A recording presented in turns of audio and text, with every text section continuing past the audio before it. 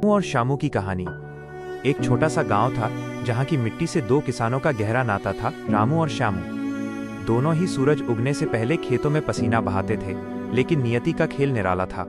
रामू के खेत हमेशा सुनहरी फसल से लदे रहते, जैसे कुदरत उस पर मेहरबान हो। वहीं दूसरी ओर श्यामू की मेहनत अक्सर सूखे की दरारों और साहूकार के कर्ज के बोझ तले दबकर रह जाती थी।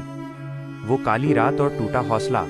एक साल ऐसा आया जब आसमान से आग बरसी, भीषण सूखा पड़ा, जमीन फट गई और उसी के साथ किसानों की उम्मीदें भी। रामू के पास थोड़ा बहुत अनाज बचा था जिससे उसका गुजारा हो सकता था, लेकिन श्यामू की हालत बदतर थी। उसके घर का चूल्हा हफ्तों से ठंडा पड़ा था।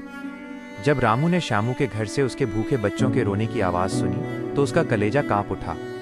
उसने अपनी जरूरतों को किनारे रखकर अपने अनाज का आधा हिस्सा चुपके से श्यामू के आंगन में रख दिया। उसने सिर्फ अनाज नहीं दिया था, बल्कि श्यामू को जीने की नई आस दी थी। वक्त का पहिया और एहसान का फल। वक्त बीता, मौसम बदले और किस्मत ने फिर करवट ली। कुछ सालों बाद रामू पर बीमारी का साया मंडराने लगा। उसके शरीर ने साथ छोड़ दिया और वो खेत में हल चलाने के लायक नहीं रहा।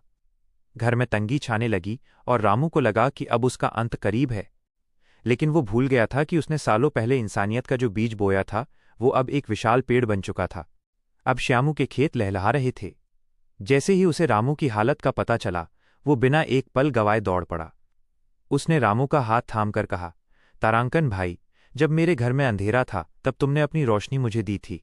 आज अगर मैं तुम्हारे काम ना आऊं तो मेरा किसान होना बेकार है। I wanted to say, please like and subscribe for more farming updates.